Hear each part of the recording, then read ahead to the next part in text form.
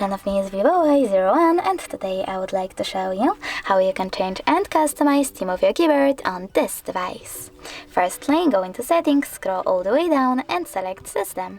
Now tap on languages and the input, on-screen keyboard and Gboard.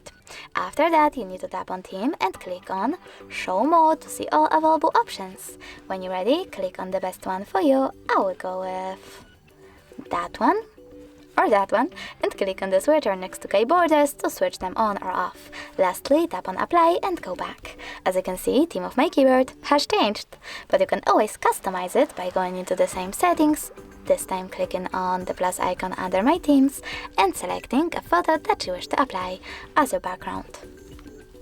Okay, there's some kind of glitch, so I will just click on this one. Okay, maybe that's not a good example. That one? Okay.